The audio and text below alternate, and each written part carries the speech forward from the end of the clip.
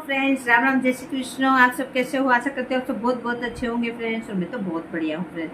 और अभी हम देखेंगे ना फ्रेंड्स, ये है ना फ्रेंड्स 2024 में जो हमारा विपक्ष बेचैन है, हर पार्टी बेचैन है कि हम मोदी जी को कैसे पीएम की कुर्सी पर बैठने से रोके।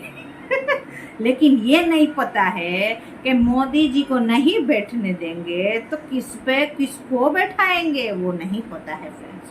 तो आइए वही इसी माथा पच्ची यानी का वीडियो है। तो आइए पहले देख लेते हैं वीडियो अच्छी होगी, आज जरूर की वीडियो है।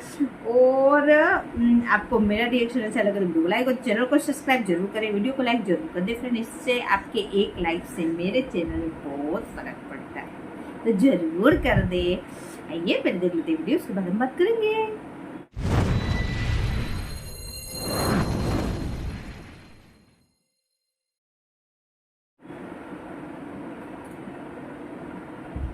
स्टार्ट। ना में विपक्षी दलों की बैठक में कसम खाई गई थी कि अगर हम सब साथ आ जाएं तो बीजेपी को हराया जा सकता है।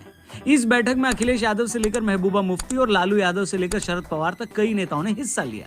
अभी इस बैठक के बाद टेंट वाले का हिसाब भी नहीं हुआ था, कार्यक्रम स्थल से झूठी पतले भी नहीं उठाई गई थी, साथ में खाई गई मोहब्बत की कसमों की डकार भी नहीं आई थी कि इस एकता का एक और ता अलग अलग उड़कर अलग हो गए। इस एकता का एक हफ्ते में वही हाल हो गया जो रेड लाइट से खरीदे सस्ते चाइनीज चार्जर का हो जाता है। केजरीवाल जी को उस बैठक से पहले ही कांग्रेस से दिक्कत थी। बहन मायावती ने कार्यक्रम का इनविटेशन कार्ड उसे डिलीवर करने आए कुरियर वाले लड़के के हाथ ही वापस भेज दिया था। ओवैसी साहब को तो विपक्षी एकता वाले व्हाट्सएप ग्रुप में भी शामिल नहीं किया गया।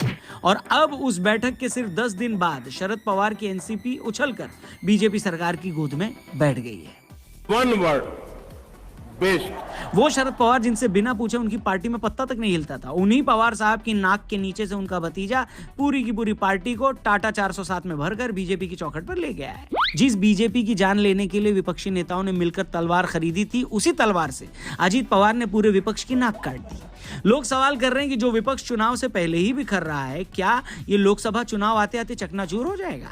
वो क्या रहा है, समझ नहीं आ रहा मुझे। अजीत पवार की एनसीपी का महाराष्ट्र की एनडीए सरकार में जाना क्या सिर्फ अपवाद है या सच में मोदी के खिलाफ पूरे विपक्ष को लामबंद करना एक टेढ़ी खीर साबित होगा?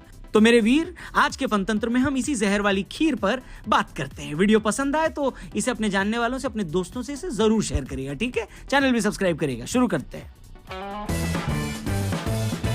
नमस्कार दोस्तों, जय हिंद। मैं हूं रौनक और आप देख रहे हैं फनतंत्र। दोस्तों 2014 में जब बीजेपी ने अपने दम पर बहुमत हासिल किया और सरकार बनाई, तो विपक्ष वाले ये बोलकर लंबी तान कर सो गए कि अरे भाई ये मोदी की जीत नहीं है, कांग्रेस सरकार की एंटी इनकम्बेंसी की हार है।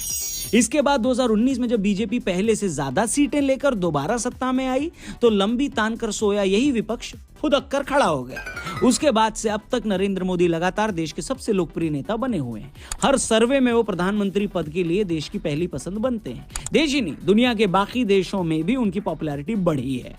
वो एक देश के नेता से वर्ल्ड लीडर के तौर पर अपनी पहचान बना रहे हैं। इससे विपक्ष को साफ समझ आ रहा है कि कोई भी पार्टी अपने दम पर बीजेपी को लोकसभा चुनाव में तो नहीं हरा सकती। इसी समझ के बाद सभी विपक्षी नेताओं ने आपस में मिलना शुरू किया।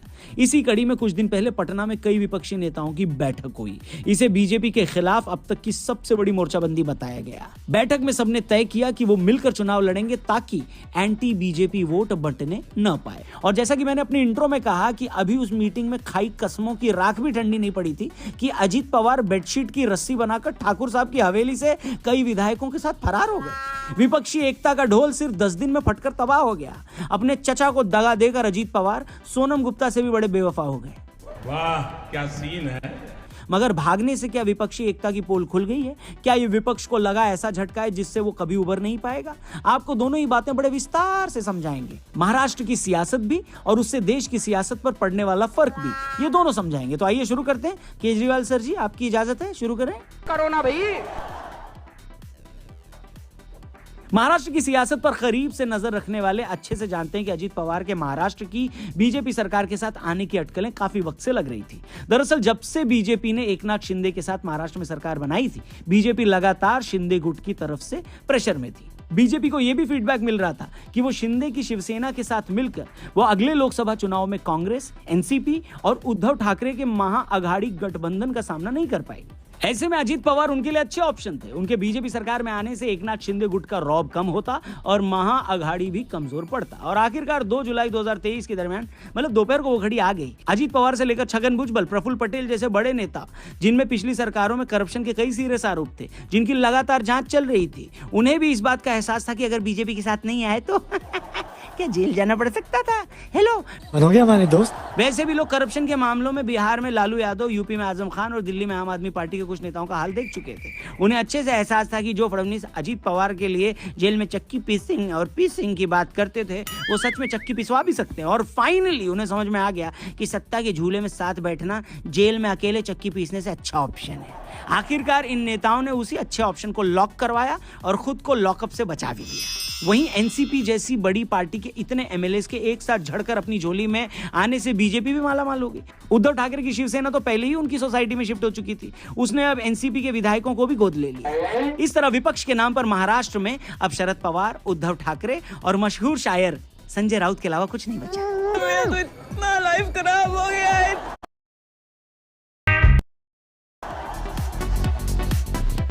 जानकार कहते हैं कि महाराष्ट्र में एनसीपी के साथ जो हुआ वैसा ही कुछ और विपक्षी पार्टियों के साथ बाकी राज्यों में हो सकता है। किन राज्यों में क्या हो सकता है, इससे पहले कि मैं इस पर आऊं, कह रहे हैं कि महाराष्ट्र में जो हुआ वो तो बस शुरुआत है।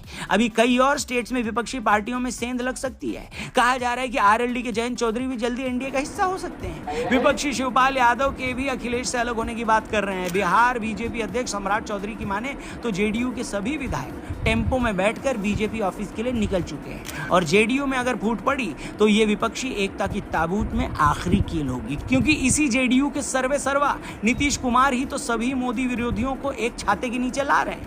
अब अगर ये पता चले कि उन्हीं के विधायक छाता उखाड़ कर ले गए तो इससे ज्यादा हंसी और बेबसी की बात और क्या ही होगी है?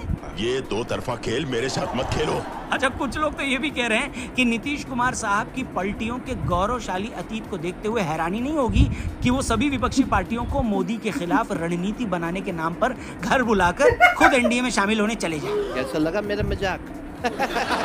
कुछ भी हो सकता है बाबू भैया, कुछ भी हो सकता है। वैसे भी लैंड फॉर जॉब स्कैम में सीबीआई ने तेजस्वी, लालू और राबड़ी जी के खिलाफ चार्जशीट दाखिल कर दिया है। ऐसे में नीतीश बाबू चाहें तो इसी को एक वजह बताकर फिर से आरजेडी का साथ छोड़ दें और फिर से घर घर खेलने बीजेपी के आंगन में आ सकते हैं।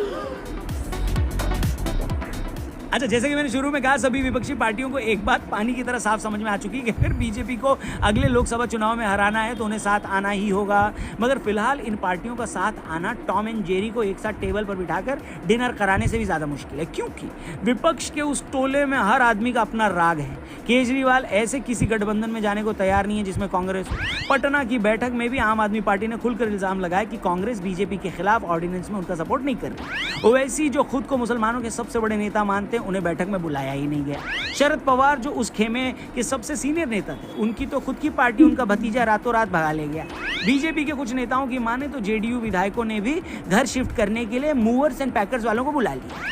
फारूक अब्दुल्ला को तकलीफ है कि कांग्रेस धारा 370 पर अपना रुख साफ नहीं कर रही। मायावती से लेकर नवीन पटनायक वैसे भी किसी खेमे में नहीं है। दक्षिण के नेताओं की अपनी महत्वाकांक्षाएं हैं और इन लोगों की आपसी लड़ाई देखकर लगता है कि ये बीजेपी के खिलाफ 2029 के चुनाव में लड़ ले। ये बढ़िया आइडिया रहने का। क्यों?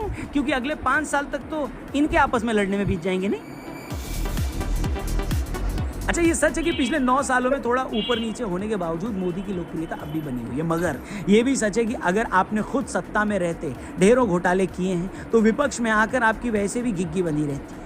आप ऊंची आवाज करने से डरते हैं। दुनिया में भ्रष्ट आदमी से ज्यादा डरा सहमा कोई नहीं होता, क्योंकि उसे पता होता है कि अगर उसने ऊंची आवाज की तो सबसे पहले उसी की फाइल खुलवाई जाएगी। यही इकलौता डर इस देश में विपक्षी एकता में सबसे बड़ी बाधा है। यही डर लोगों से दल बदल करवा रहा है। यही डर कुछ लोगों को सत्तारूढ़ दल के सामने नहीं आने देता। खैर, अगले चुनाव में तो अब कुछ ही महीने बाकी है। ऐसे में या तो इन दलों को कोई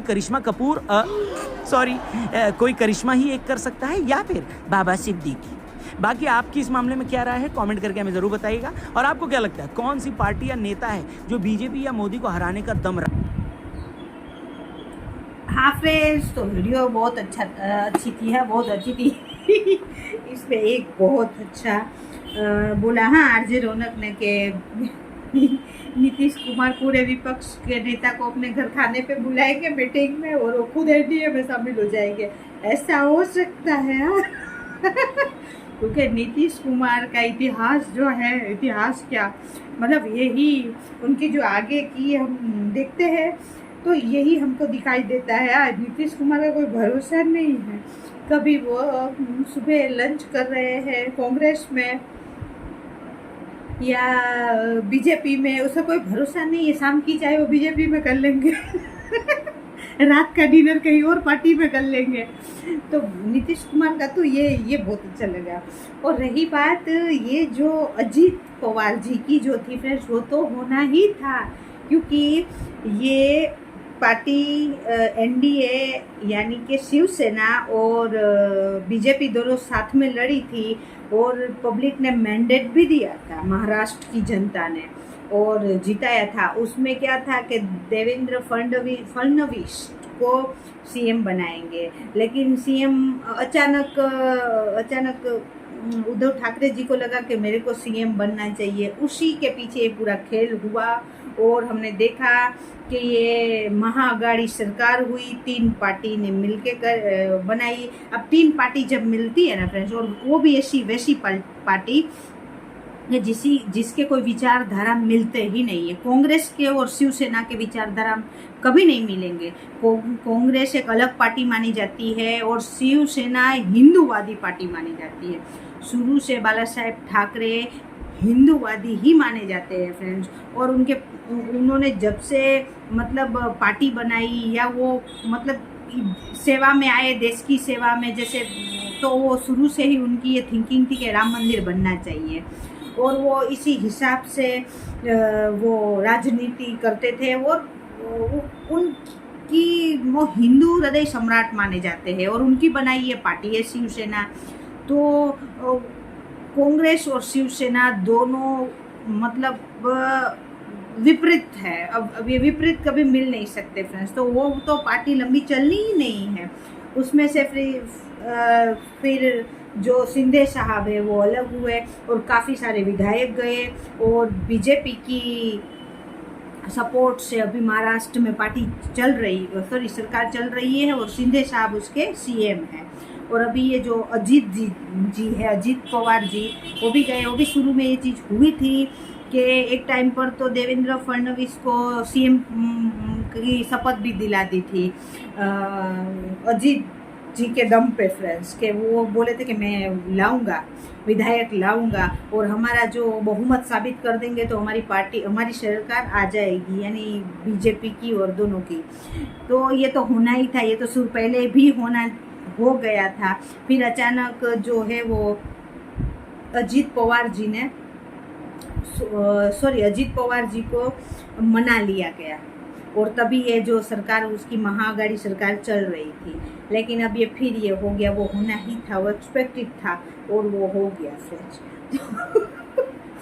और रही बात ना, विपक्ष अगर साथ मिल जाए तो दूर दूर तक लगता है कुछ हो, दूर दूर तक। और से तो मेरे को चांस नहीं। ये 29 का अच्छा बताया सब मिलके 29 में आ जाना, 24 में शांति से बैठो।